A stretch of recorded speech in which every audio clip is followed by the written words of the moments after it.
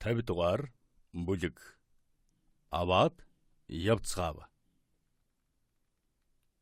Өглөө эрт Бельстрод эдлэнгийнхний хинэнч босоогүй цаг.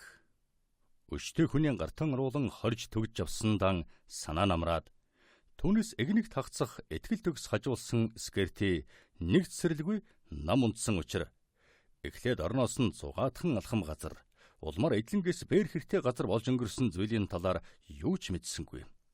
Өнгөрсөн шин манааны зэрэгтээ 2-2 хүүхэн очиулдсан, хоригдлыг оргуулж алдсан, хөөж барж ирсэн талаар боссон хонхинж юу ч илтгэсэнгүй. Адал явдал араараа сан залган ахархан хугацаанд болж өнгөрсөн болохоор таснах боломжтой. Болсон бүх зүйлийн талаар манааны 6 хүн, түүний дотор түрүүчээс өөр хинч юу ч мэдээгүй өнгөрлөө. Тэгээч бас Уайтерс манаанд хамт гарсан нөхдийнхөн амыг ангайлахгүй байх гэж бодсон мэдээж.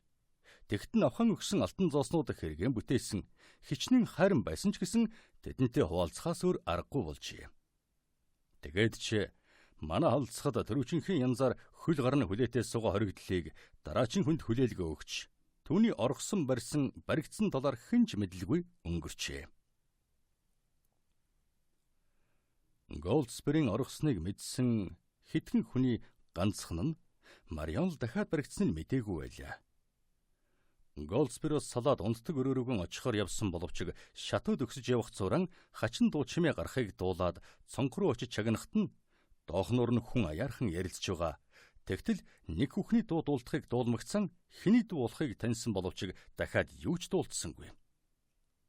Чухам юу гэж болж байгааг мэдээгүй ч гэсэн сэтгэл нэг л хачин болж цонхны дэргэд нэлээд удаан зогсноор барахгүй. Үүдний гонхон руу эргэж ирэн цонхоор нөнгөж ийш тийш хараад юу ч харагдахгүй. Эргэн тойронд нь нам тавин байсан учраас цэргүүд хашаар буцаж орж байгаа юм байлгүй дээ гэж бодон дээшин гарч орондоо орон санаа сэтгэл нь янз болсныг шүн дунд өнгөртөл нүд хамхаагүй хэлэхүү нам унтсан.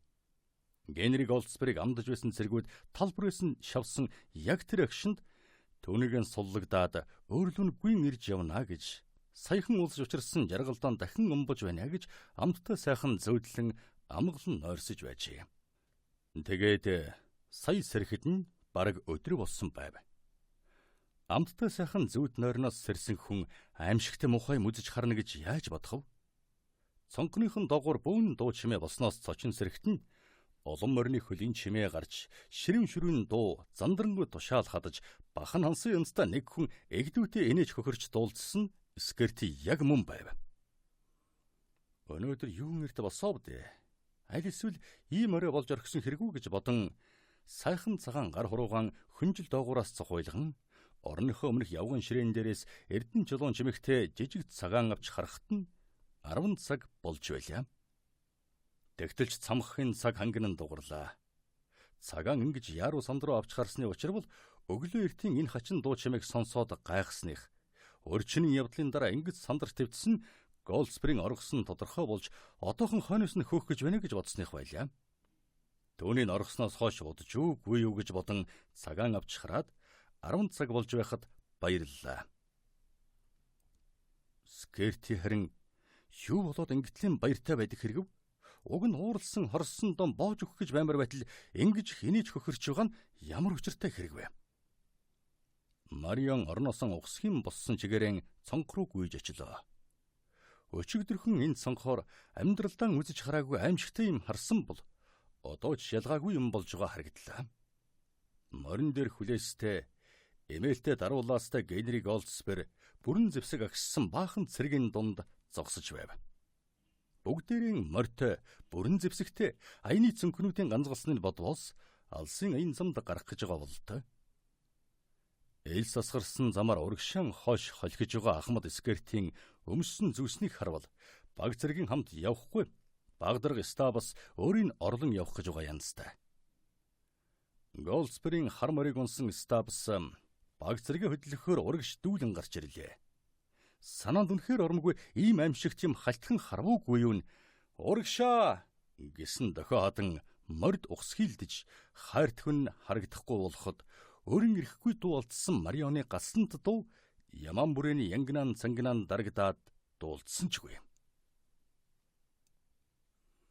Балмагдж гүйцсэн Марион улсын явдлын талаар бараг бүтэн цагийн дараа сая нэг бодож тунгаахтай болсон боловч Анайл уймарсан, санаа бодол нь сарнсан хэвээр сууж байгаад гадаа хүн ярилцаж дуултахад цонхруугаан дахин ухс хийлээ. Скерти нэг морьтой хүнтэй юм ярилцаж харагдлаа. Энгийн албаны хувцас нуртайг нь бодвол замын төлөөлөгч болтой. Унсан морин олон бээр газар амын нэгч татлалгүй гуйдсан элд цагаан хөлс сахаруулан хөхмахан чичгэн харагдана. Скерти маш яралтай чухал мэдээ хүлээсэн янзтай яг хажууд нь зогссон. Байдгаараа амьсгаатсан цаад хүн аль болохоор хаяархан ярих гэж хичээж байсан ч гэсэн Марионы чихний үзүүрт хоригдлыг эксприжийн тэнд булаасан гэж тасалдсан 3 үг бөлгөө. Скерти тэр хүнд юу ч хэлгүй ердөн л "Мориндан, бүгд мориндан" гэж бархиран хашааны хаалга руу хариалгалаа. Тушаал өг дүүгүй биелүүл сурсан зэргүүд мориндан үсрэн мордож, Скертийн толгойлсон морин зэргийн баг ийм баяртай үгс дуулаад бахардаж унахшихсан Марионы ухаан сэхэ олигтой орохын завдалгүй эксприжийн зам толын хаалган дэш тоос татуулан давхиж одлоо. 51-р бүлэг салгаж авлаа. 10 цаг болоогүй байсан хэрн эксприжийн хөл хөдөлгөн аль хэдийн эхэлсэн. Гудамж зээлээр нь ер бишийн үймэн шугаантай талбайгаар замын бэлчрүүдээр тэр дундаан сарна титэм 2 гуанзны гадуур олон хүн цугларсан харагдана.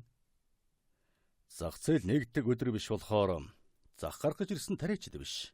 Харин гар урчууд ажилчид голдуу улс байлаа.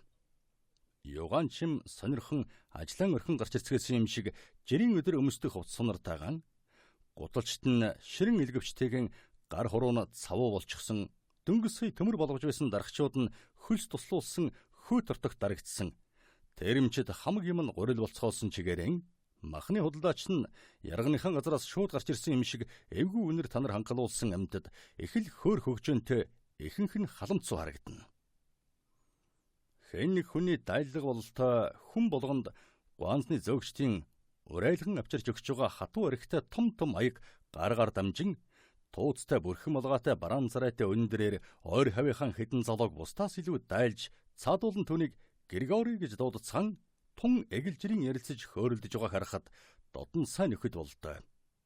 Түүний тэгэж бусдыг дайлахт нь өөр нэг өндөр нуруу өргөн мөртөө хижээлдүүхэн тусалж ахиухан шиг гүйлгээ хийгээд авдаг хэрэг гэж бодсон гуанзны эзэн ойр хаваар нь эргэлдэн улс амтныг ууцхаагаадваа гэсэн янзтай инээд алтан мальзж байлаа. Хачин нэг зүйл гэвэл харин энд цугларсан энэ олон хүн ягаад ч юм колон голоор гарч баруун зүг оддог замын гүүрэн дэш үе харцгааж харагдана. Гойд юм юу ч үгүй гүүр шиг л нэг гүүрэлдэ. Хоёр талаараа чулуун хачлахтай ном хэлбэртэй барьсан чулуун хачлах нь замын хоёр хажуугаар 20-30 алхам өргөжлөн хотын зах руу ирээд ойр хавийн нугаас тусгаарлсан хашаа хороо болж хувирдаг. Голын хоёр талаарх нуг баруун өмнө зүг рүү зах хязгааргүй мэтэд сэлийсэн харагддаг байлаа. Гүүрнээс нааш ирсэн зам гуанзны яг өмнөр өнгөрдөг. Харин гүүрний цаатайх нь чулуун хачлаг номон гүүрний нуруунд халгалагдаад харагддаг байлаа. Тууцтай бүрхэн малгайтай бараан царай тэр дэрэгдэх улстайгаан хөхөн яриа хөөрөө дэлгэн хөгжөнтэй байх гэж хичээж байгаа янзтай боловч гүүрэн тийш харц үе явуулан байж ядаж байгаа нь элт байснаа уранга цорхоо өмд хамттай тариачинтай югаанчим шивнэлдэж харагдсан та бидний танил Дик Денси мөн байлаа. Гуанзны гадаа сая хурч ирсэн нэг хүний та нар ч юу л цугларч ирэх вэ? Сониха чи юм юу болов? Гэхэд олны дундаас нэг хүн болохыг хэн баг гэхэв. Жаахан хүлээвэл үнэхээр үзмээр хармаар юм үзэж харж магадгүй л байх. Гэхэд тэм юм чин юу байдаг хэрэг байх нь вэ? Гэхэд нь эзэн хамтны морин цэргүүд байхгүй юу? Гэхэд уулдав. Тэднийг үзэж харах гэж ингэж хөл болж байгаа хэрэг үү? Тэднийг ямар үзэж хараагүй штэ. Бараг л өдөр болгон үзэж хардаг болоод байгаа хэрэг шүү дээ. Гэхэд нь өөр нэг эзэн хамтанд элэгтэй биш нь элд хүн. Өдөрт нэг удаа харахад ч яршигтай юм байна шүү. Гэгт уулдав. Тэгт нь ихний хүн Нэртэй төртөө тайж язгууртан хүн ялтан болж орхиод тав өрлөө хөргөдөж явахыг болж тэрвэр үзэж хараад байхгүй байх шүү. Ялтан болж орхиод хэн тэрв гэлцэгтэн хар морт маань худлаа гэвэл та нар удахгүй арцгах болно гэлээ. Энэ цугларсан олон ихэнх ингэж дуулаагүй байсан бол энэ хідэн үг тэднийг бөө юм болох байсан бизээ. Үүнийг дуулдгаан дуулсан байсан мөртлөө үемэлдэж шуугилдаж эхэлсэн харин өөр учиртай байлаа. Гүүрний хашлаг дээр гарц зогсон зам харуулдаж байсан хүний дохид зангааг харагдахад хашаан дээр авирч гараад байсан хүүхэд багчууд малгайгаараа далцхан морин цэргүүд хааны морин цэргүүд ирцгээж байна гэж хашгиралдах дуулдав. Тэгтэл нэрэн номон гүүрний нуруунд дээгүүр сагсхар санавтар цухалдаж эхэлснээр хоёуг дуулаг гялдсан цуваа гарч ирлээ. Хоёр хоёроор зэрэгцсэн 6 игний цувааны энэхэнд баг цэргийн дарга дунд нь бусад шигийн хоёуг дуулаг болсон биш, харин хам хилэн хантаацтай хоёр гар нь ардаан хүлээстэй эмээл дээр нь дарвулсан нэг хүн явж харагдсан ялтан байв. Энэ хүнийг эндхийнхэн сайн таньдаг болтой. Экспрежэс үе үе ирдэг, өөрсдөө нь ярьж хөөрдөг байсан хар мортын иймэрхүү байдалтай болсон яваг харсан энэ улсын өрөвдөж хайрлсан янзтай харцгааж байхад гайх хэрэг юм. Голдспер хэлэн хартайгаан биш. Түүний харин эзний дэргэд үнэхээр унхаагүй нэг хүн унсан яваа баг цэргийн дарга Стабс шүү дээ. Моринд хорхоотой манер Голдсперийн хар морыг хогшил хөрөнгийн хураас нь нэрийдлэр бушуухан өөр юм болохон данч нэг мэдлгүй яхав. Ийм чухал ажил албатай болсон яваадан бахархсан Стабс баг цэргийнхэн өмнө ихэмсэг хангалтсаар гүүрэн дээрээс хамгийн түрүүнд бууж бөн улс руу ойртож ирлээ. Зарим нь хүйтэн муухай харж байх шиг санагдсан боловч чухам дээрийн бол жирнэг наргидсан гэсэн улс болтой л доо гэж боджээ. Миний зам цаад бол хүн гарахгүй. Хүч чадалтай морины минь хөлөөс санд минь толцохно гэж бодон их л додгор хүн явлаа. Тэгээд харин Гуанз руу ойртож очиод тэнд байсан баахан улсын зам тавих царайг хараад их л гайхан дайруулж орхих үедээ гэж бодон мориныхон амыг арга буюу татхад хүрлээ. Тэгтэл хойхонтойд нь олон хүн өөрсдийн баяр хөөртэй угтаж байгаа янзтай зэрэг хашигчин нэг хүн бусдаас чангаар хаантанд уухай өөдөгөө муусан урвагчд устдах болтугай урвагчд өөхөх болтугай гихт уулдав. Энэ их уухайн илт давхургсан байдалтай дуулдаж байсан боловч Стабсмитийн тэнийг амтд учрын ухан бодох ухаан үнэхээр хүрхгүйгээр зүйл байсан болохоор эзэн хаантандаа үнэн чалбартууд нь үнэн сэтгэлээ л илэрхийлж байна гэж эндүрсэн хэргэлдээ. Тэгээд ч мулгууварын нүүр царайд нь баяр багтлан шинж тодорч их л найрсаг дотно. Дотны сайн нөхөд минь та бүхний тавтаа сайхан наргидсан гэж байгааг хараад үнэн голоосон баярлж байна. Гэхдээ олны дундаас нэг хүн "Эд чинь наргидсан гэх учиртай болоод наргидсан гэж байна. Ямар учиртайг маань та удахгүй мэднэ. Ноёнтон дарга та бидэнтэй хаан эзэнтнийхэн эрүүлэнгийн төлөө тогтоос хоёр холдоо. Арай татгалзахгүй үстэ. Таан чадшгүй нэ. Тун болохгүй. Та бүхэндээ дуртаяа тогтомоор л байна. Үнэхээр чухал ажилдаа яваа болохоор бид чинь өчөөхөнд цаадах хэрэггүй. Нэрээ шүү тамин. Үнэхээр болохгүй. Гэхдээ алах төш хоёр шигэн шантаршгүй маягийн зарайтай дархан ирэв. Та бүхнийг бид огтхон саатуулахгүй гэд Стабсын игдүү хүрэх гэсэн нэлтэй. Огтхон саатуулахгүй гэдгэн бурхны нэрээр тангаргалсан ч яахав гэснэг Стабсын сэжиг авах янзтай болохт нь алив хөөгтүүд минь хурдгаа хөдөлцгөө. Алив эдэнтэй минь арх. Ноёнтон даргад олигтойхон шигээс нь эрлэхийг даачид нь хатуухан шиг шар ариг авчир. Чөтгөр ав гэж яасан ч халуун бөхчм тоос шороотой өдрөгөөчв. Тэгэхэд энэ улс лонд орох гэж явдаг. Энкэр чинь ийм өдөр манай экспрэж нутгийн шар аргаар хоолоогоо жаахан чиглэвэл мөн сайхан байх биш үү?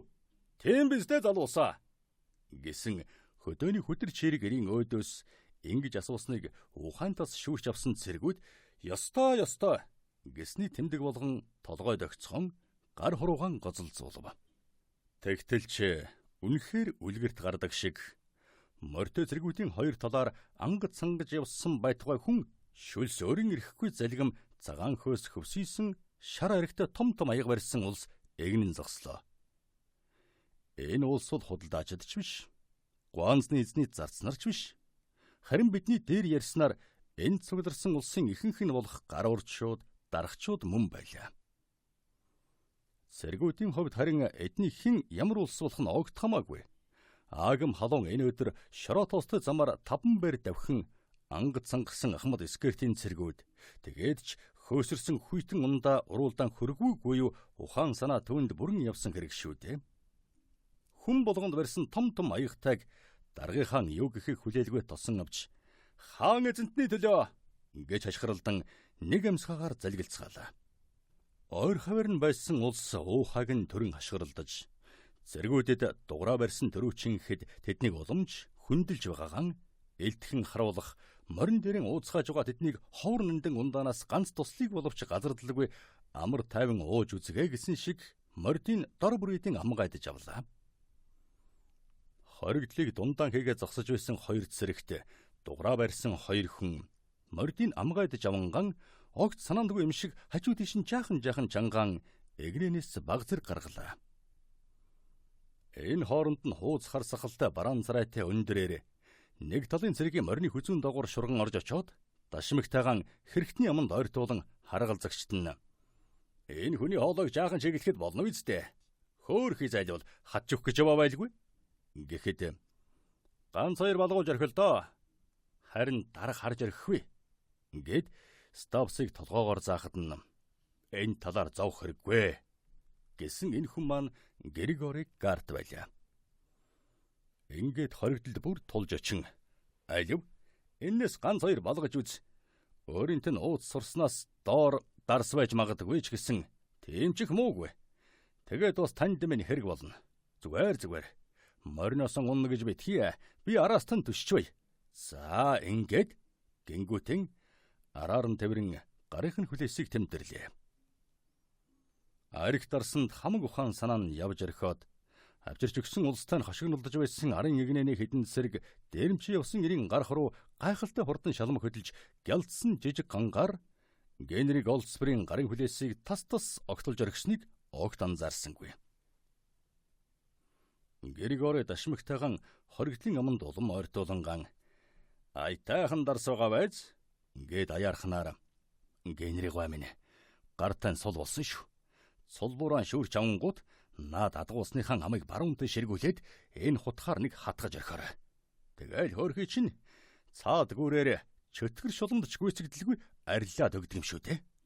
Гэхдээ Голдспер анайл аяарханаар Григори минь тэр дэмий. Энийн шиг хашин амтан гэж хаач байхгүй. Дорхмон гүйцэгдэнэ гэсэн үг гэснээ. Хьюберт минь нэрийн энд байж байгаа л да. Бүр мартаж орхиж тэгвэл харин үзээд алдаж болох юм шүү гэв.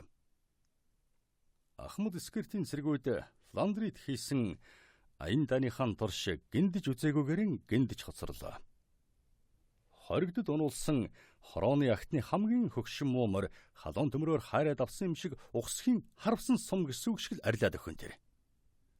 Цочсон дон болоод аягтай архин алдсан цэргүүдийн өөрсдийн тавааран уг гэсэндэн мордын барьж тогтоож байсан маанаг амьтд нь сандрахтан мориныхон толгой тархин дээгүүр давуулж хаялсан цулбуурыг барьж авах гэж мөнгөнөж байх хооронд хоригдл гүр хүрдгэн хүрээд 2 хуруугаан амандаахын жингэнтэл эсгэрхэд хариуд нь хангантал унгалдах дуу хадан багдарга стабс хөссөн юм шиг зогсцоож байсан зэргүүдийнхэн дэрэгдүүр хар мортойхон хуй салхи шиг шууг өнгөрснийг хамгийн түрүүнд сэхээ ороод хоригдлын хойноос ухсхийе гэж бодож болмоор байсан боловч хэрхэвч тэгээгүй хэрэг байлаа.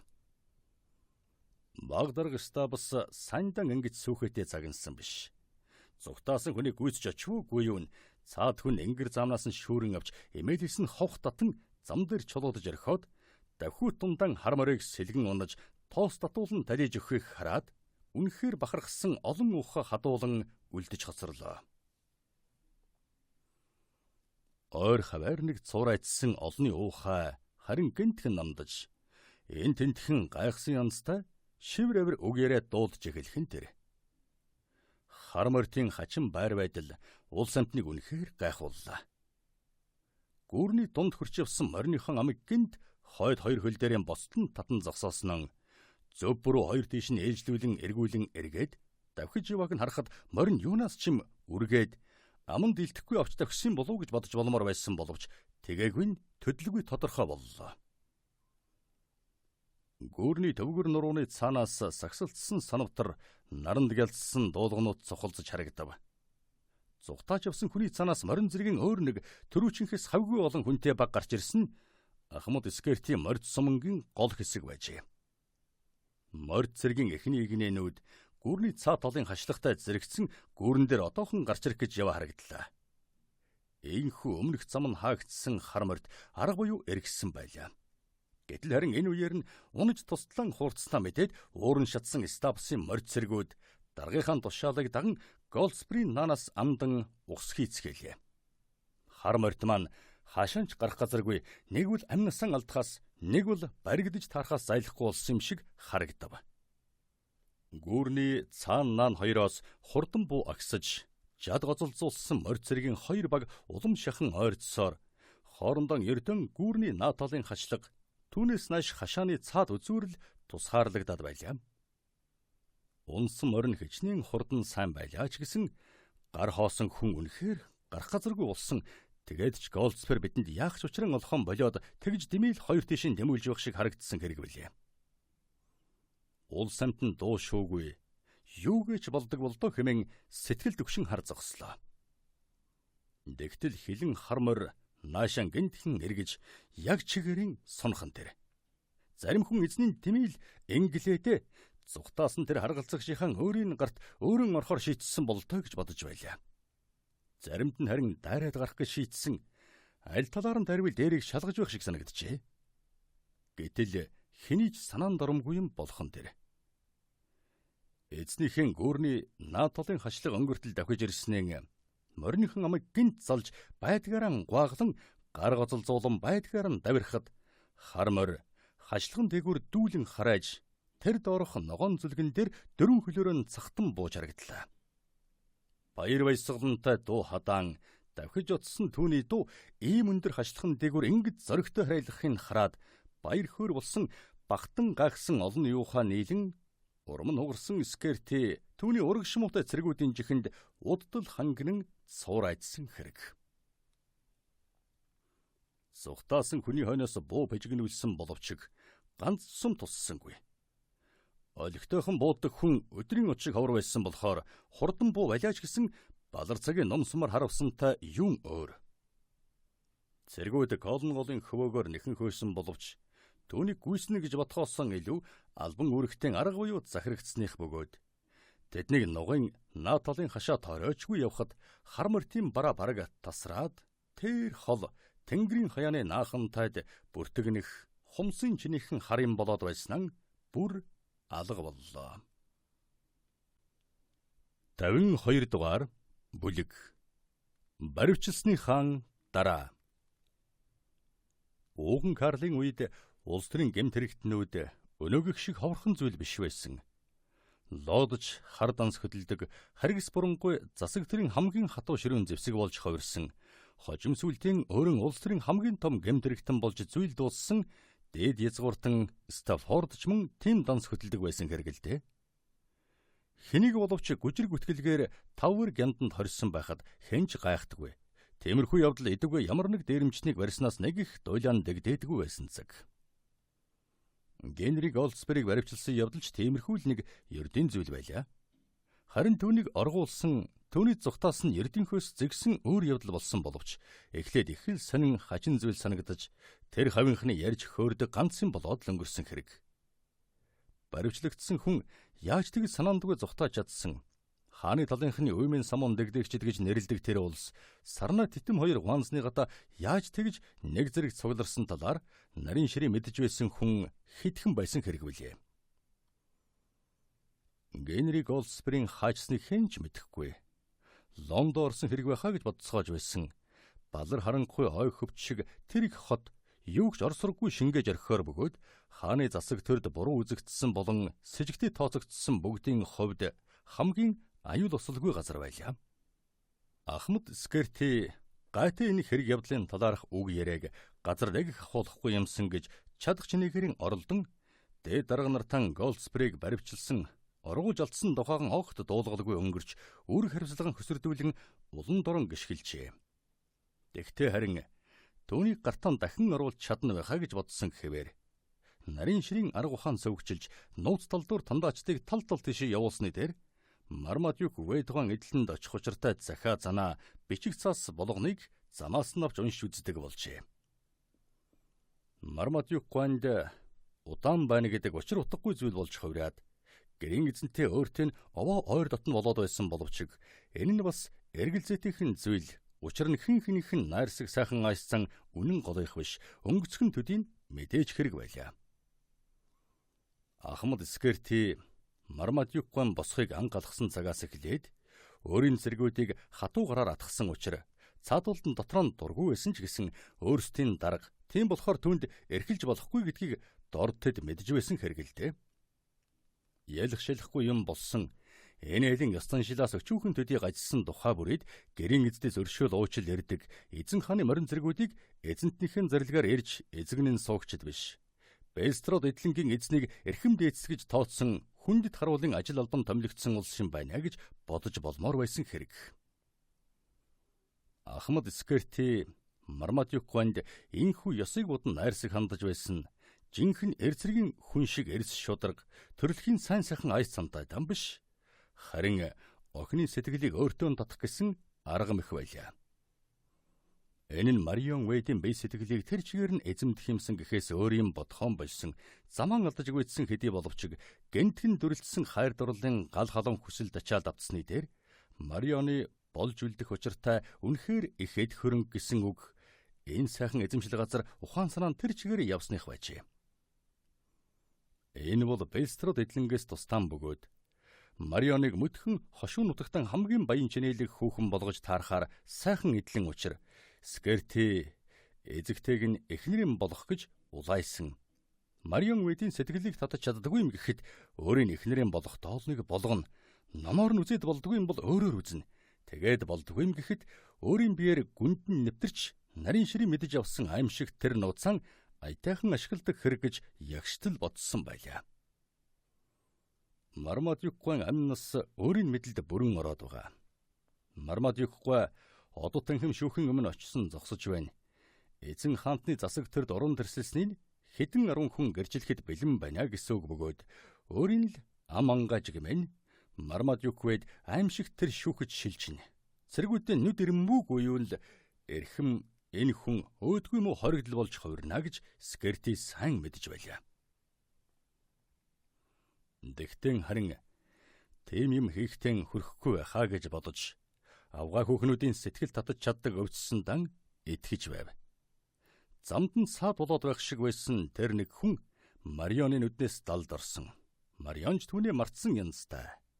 Ингэхээр Марион тэр хоёр хэн хэндээ нэг их сүйд болж байгаагүй хэрэгэ гэж Скерти бүрч боддог болоод байлаа. Марион түнд өрөөсөн бэлгийн бэлгэлсэн байлаа гэхэд өөрт нь ямар нэг ач тус хүргэсэнд нь баярлсан талархсан тан тэр байж болно шүү дээ. Харчуудын малгай толгой дээр явж харагддаг иймэрхүү юм заавал хайр сэтгэлийн бэлэг дурсгал байдаг номтой биш. Тэгээд ч Марион түнтэй танилцаад нэг их удсан биш гэж бодохоос уламжих итгэл найдвар төрсөөр. Хөөхнүүд харин улс төрийн ажил үйлсэд харчуудаас дутхгүй оролцдог болоод байсан цаг билээ. Хүүхнээс болж л Испантай байлдсан, Фландрид цэргэлэн халдсан хэрэг шүүд. Францтай хоосон холбоо байгуулахад ч хүүхэн гол үүрэг гүйцэтгсэн. Эдүгэ Английн төрийн эрх мэдлийг ч хүүхэн хүн атгаж байгаа хэрэг л дээ. Марион Вэдч төрийн ажил албыг залгуулад байж ярангуй дөнгөхөр хүүхэн бөгөөд улс төрийн үзэл бодол нь хааны засаг төрийн албанд үнчээр хүчин зүтгэдэг цэргийн даргын хувьд тов тодорхой.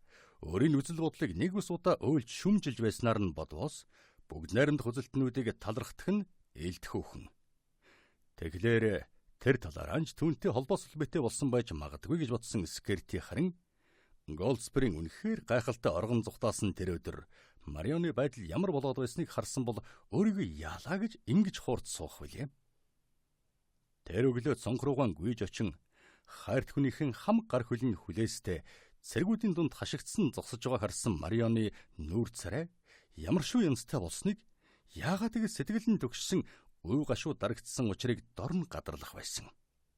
Голдспирийн зүхтаасныг ирж дуулгасан элчийн үгийг сонсох хүртлэн яаж уйтгарлан шаналж байсныг тэр хүний амнаас тэм мэдээ сонсоод харин яаж баясан баярсны скертийг харсан бол Голдспирт хязгааргүй хайртайг нь ойлгох байсан хэрэгэлдэ. Голдспирийг гартаан тэгж сайхан оруулаад алдсандаа гол нь харлсан боловч ямар ч гэсэн саад болоод байх хүнгүй боллоо гэж бодсон скертийн санаа инхүү амарсан байлаа.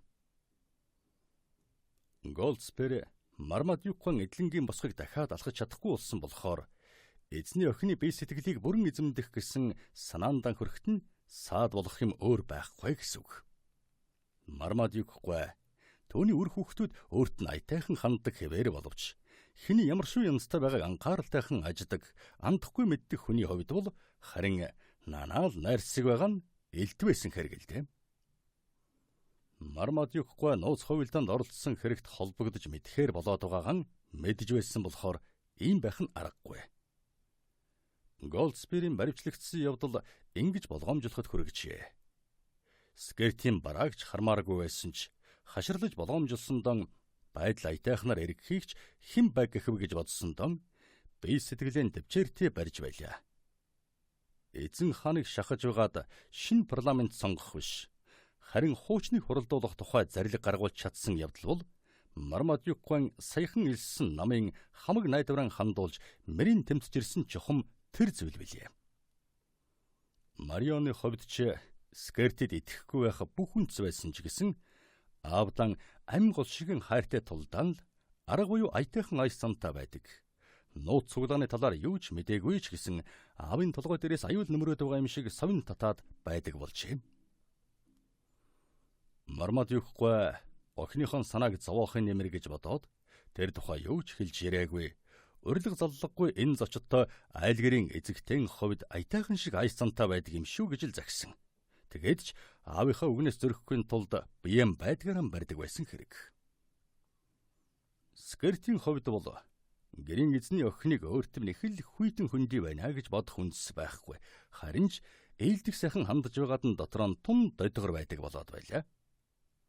Бэлстротод ирээд 20 гаруй хоноход нь энэ айлын амьдрал байдал хизээ язааны харан амгалан тавин өнгөрсөн боловч санаандгүй нэг явдал болж юм өөрөөр эргэжээ. Фулмер эдлэнгийн эзэн Фредерик Дейрл баярын урилга заллага илгээсэн начин шинхроор ав хийнэ гэсэн Мармадюк гуанхны хамт тэдний зочин Ахмад Скерти Багдраг Ставас хоёрыг ч урьж залсан байлаа.